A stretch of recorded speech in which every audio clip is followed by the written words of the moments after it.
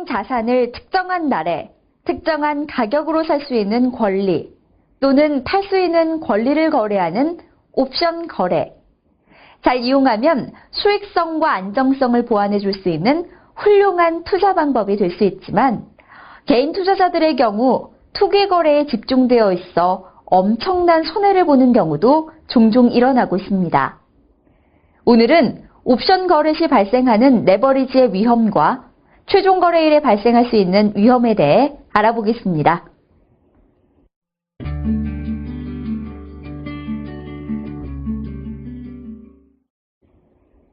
옵션은 선물보다도 훨씬 높은 레버리지를 갖고 있습니다.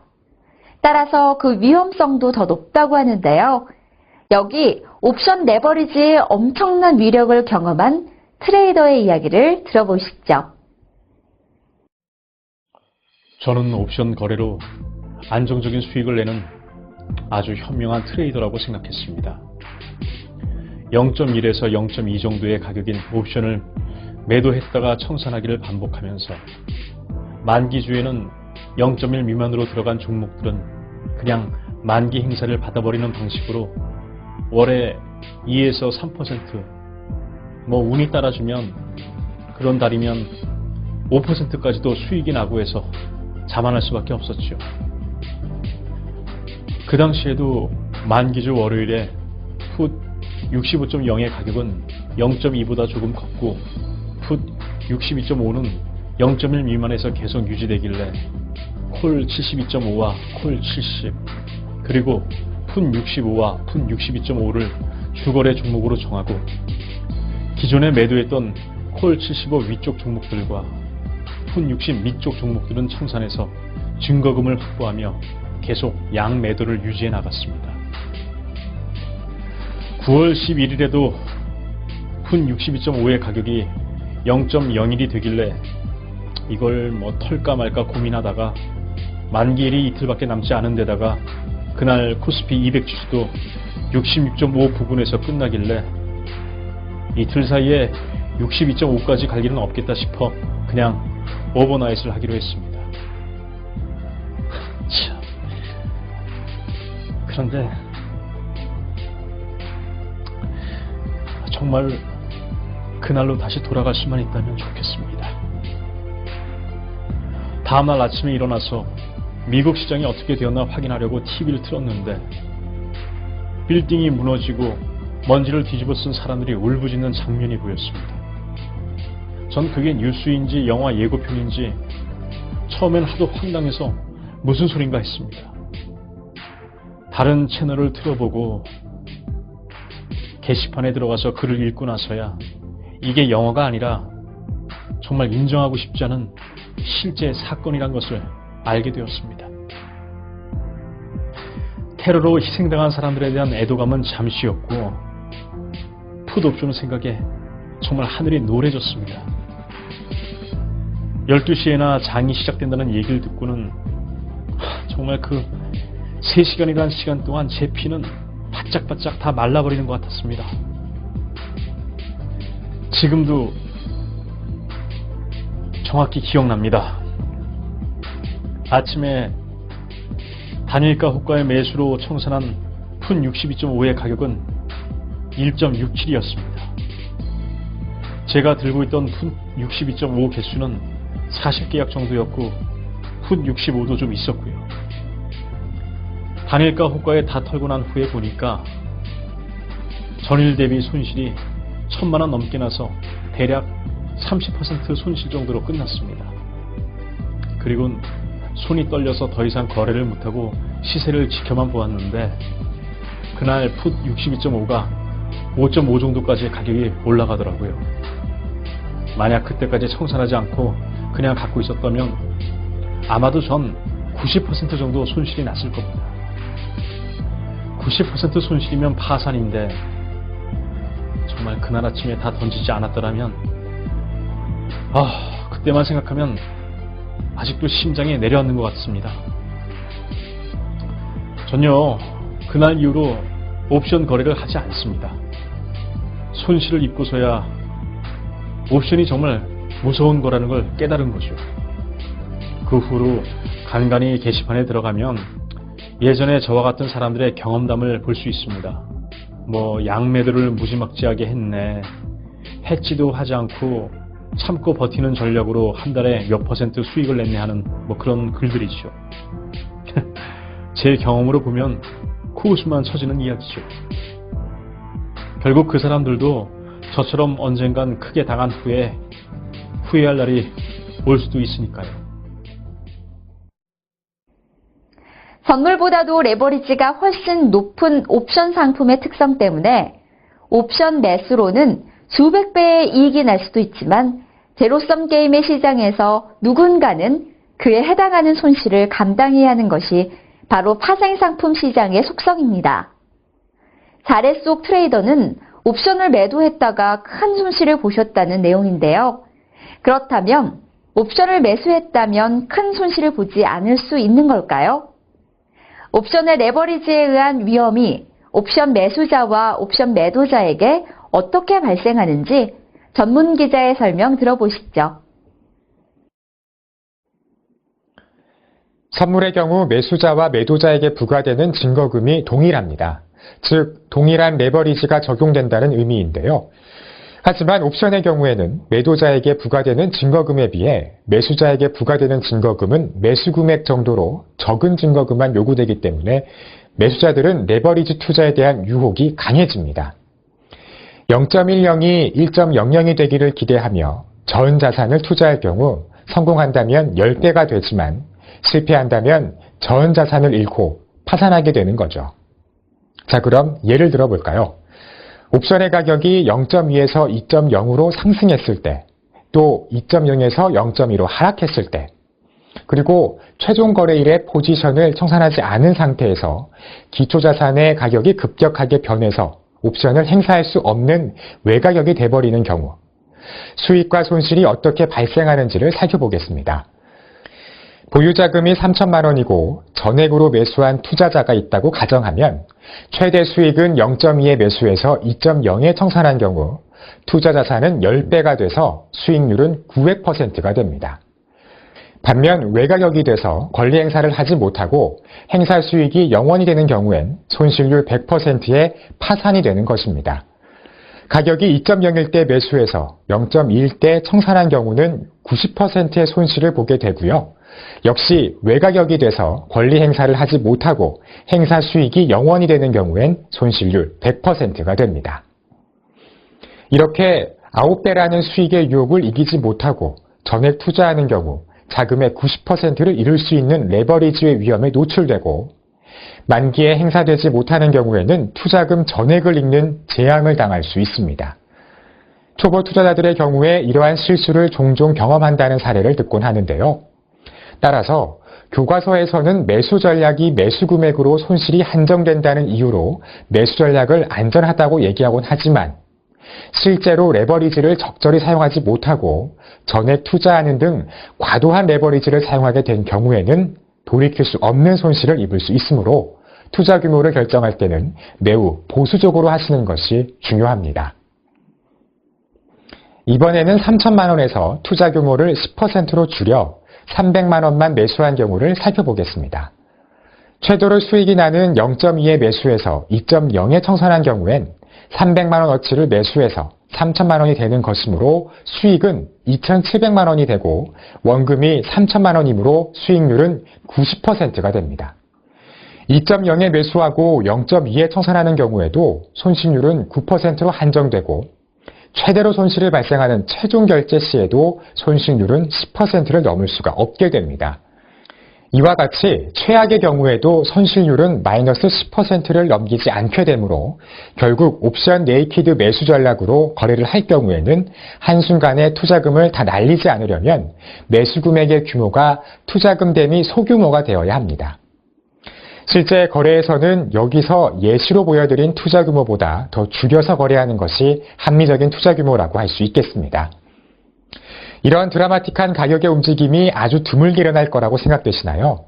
결코 그렇지 않습니다. 화면의 차트를 보시죠.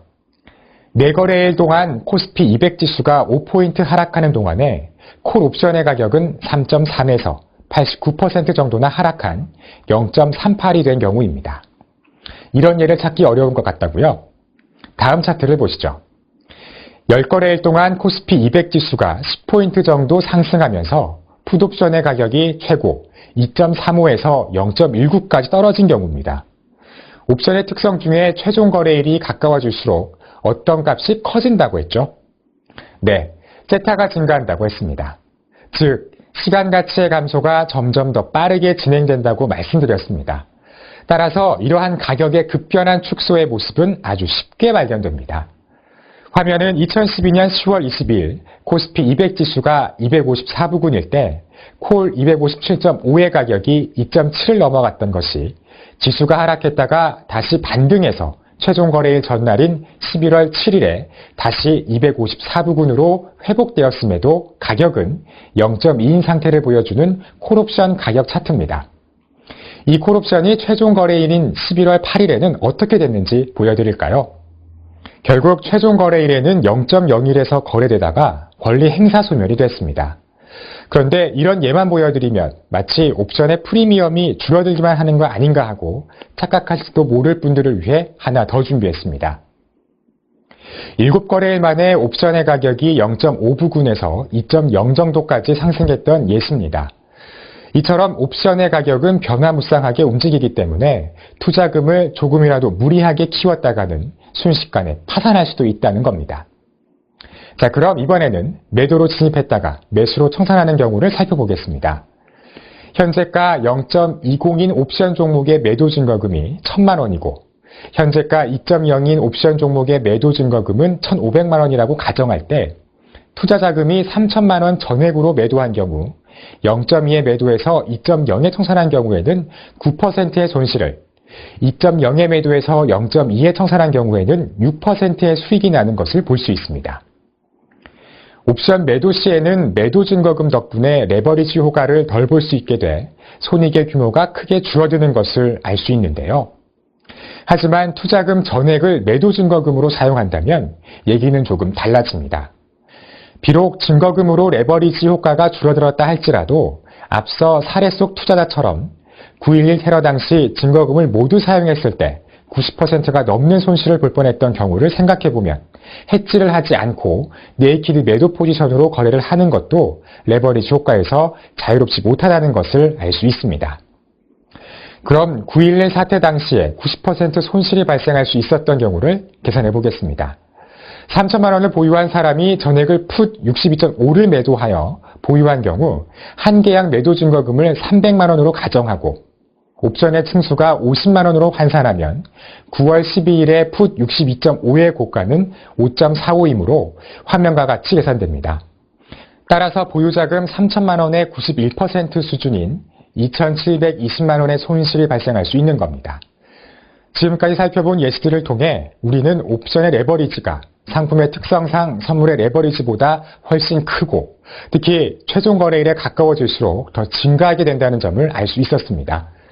이것은 최종 거래일에 가까워질수록 보유 계약 수의 규모를 더욱 줄이지 않으면 감당할 수 없는 손실을 입을 수 있다는 것을 의미합니다.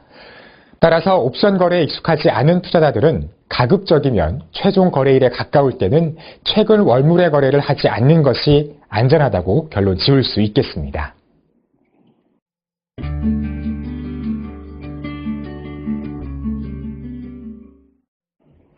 옵션 시장에서는 종종 등골이 서늘해지는 사건들이 발생하고 있습니다. 그중 시장에 새로운 제도가 만들어지게 할 정도로 큰 사건이 최근에 하나 있었습니다. 바로 2010년 11월 11일 옵션 최종 거래일에 발생한 사건인데요. 어떤 일이 있었는지 함께 보실까요? 2010년 11월 11일 오전 9시에서 오후 2시 50분까지 코스피 200 지수는 254.35에서 256.51 사이를 움직이며 가격의 고조폭이 당일 시가의 1%를 넘지 않는 조용한 움직임을 보였습니다. 누구나 조용한 최종 거래일이 되겠구나라고 예상할 수밖에 없는 날이었습니다. 그러나 2시 50분을 넘기고 최근 월물 옵션 거래가 마감된 후 단일가 호가 시간에 약 2조 3천억 원어치의 매물이 쏟아지면서 2시 50분에 254.6이었던 코스피 200 지수는 3시에 247.51로 마감을 하며 약 10분 만에 2.8%나 떨어져 버렸습니다. 결국 2시 50분 코스피 200 지수를 기준으로 외가격 종목에 해당하던 종목들인 1.34로 거래가 종료된 풋 255.0, 0.05로 거래가 종료된 풋 252.5, 그리고 0.01로 종료된 풋 250.0은 최종 결제 가격의 급락으로 행사 가치가 각각 7.49, 4.99, 2.49가 되면서 이날 해당 종목들의 매도 포지션을 보유하고 있던 투자자들에게는 수천억 대의 손실이 발생하게 되었습니다. 레버리지가 가장 극대화되는 옵션 최종 거래일에 더군다나 거래를 할 수 없는 최종 거래일 오후 2시 50분 이후에 이런 사건이 발생했으니 사전에 포지션을 다 청산해두지 않는 이상 이런 위험을 피할 수 없는 방법은 없겠죠. 재앙 수준이라고 할 수 있는 이런 사고에서 포지션을 보유하고 있으면서도 치명적인 손실을 입지 않으려면 결국 아주 보수적인 자금 관리나 리스크 관리가 돼야 하고 가급적이면 최종 거래일에 가까워서는 거래를 피하는 것이 가장 안전한 방법입니다. 자, 옵션 거래 시 최종 거래일에 발생하는 위험에 대한 구체적인 설명 들어볼까요?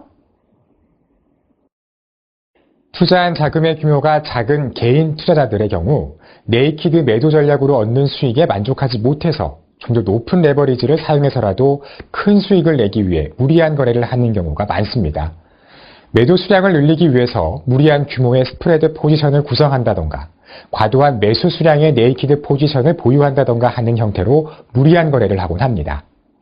특히 최종 거래일에 가까워질수록 레버리지가 커진다는 사실에만 주목하고 레버리지가 커진다고 해서 반드시 큰 수익을 보는 것이 아니라는 점을 간과하고 있는데요. 과연 개인 투자자들의 바램처럼 최종 거래일에 가까워지면서 외가격 옵션을 매수해서 권리 행사로 수익을 얻는 경우가 많을까요? 2011년 한 해 동안 만기주의 쿨 옵션을 매수해서 권리 행사가 되는 경우를 정리해봤습니다. 월요일에 등가격 바로 다음 외가격을 매수해서 최종 거래일에 권리 행사를 하게 되는 경우가 31%라는 의미인데요. 특히 최종 거래일을 보면 그나마 제일 외가격 종목은 31% 정도로 권리 행사를 할 수 있었지만 그 외의 외가격 종목들은 권리 행사가 되지 않았던 것을 알 수 있습니다. 다만 표에서 행사를 한 경우라도 그것이 모두 보유했던 매수 포지션의 수익으로 끝났다는 의미는 아닙니다. 예를 들어 보유 옵션 포지션의 단가가 0.5포인트일 때 권리 행사 수익이 0.4포인트라면 비록 권리 행사는 했지만 손실이 나는 경우이기 때문에 실제 수익으로 끝난 권리 행사의 경우는 표에 나타나는 수치보다 더 낮아진다고 봐야 합니다. 물론 사례에서 보셨던 것처럼 코스피 지수가 어마어마하게 하락을 하는 경우도 있지만 이런 경우는 정말 매우 드문 일이며 예측하지 못하는 경우입니다. 우리가 복권을 살 때 전 재산을 털어서 사지 않고 재미삼아 한두 개 사는 것처럼 해지를 위해서는 보유한 매도 포지션에 대해서 외가격 종목을 매수하는 것은 현명한 거래지만 몇 년에 한 번 일어날까 말까 하는 사건에 대해 무리한 기대를 갖고 옵션을 매수하는 것은 매우 현명하지 못한 투자 방법입니다.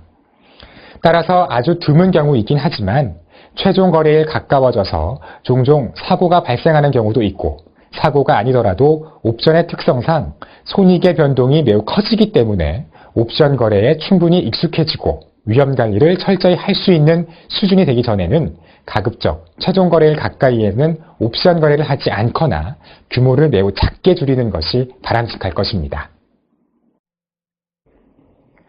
오늘은 옵션 거래에 존재하는 레버리지 위험과 최종 거래일 위험이 어떻게 발생하는지 살펴봤습니다.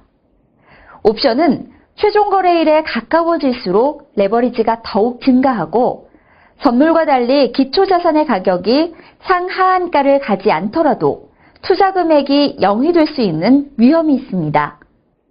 따라서 투자 규모의 관리가 매우 중요하며 옵션 가격 변화 특성을 잘 이해하고 거래해야 합니다. 또한 옵션에서는 선물과 달리 최종 거래일에 수백 배씩의 레버리지 효과가 발생하는 사건이 발생하곤 합니다. 그러한 레버리지를 노리고 무리한 매수 거래를 하는 것도 위험하지만 반대로 안일한 매도 거래를 하다가 대처 불가능한 상황에서 엄청난 손실을 입을 수도 있습니다. 따라서 초보 옵션 거래자의 경우 가급적 최종 거래일에 가까워지면 거래 규모를 줄이거나 거래를 하지 않는 것이 바람직합니다. 레버리지가 극대화되는 최종 거래일에는 되도록 옵션 거래를 피하자. 오늘 옵션 거래의 위험에서 살펴본 주요 내용 다시 한번 상기하시고요. 다음 시간에는 옵션 가격을 움직이는 요인들에 관련한 위험성을 살펴보겠습니다.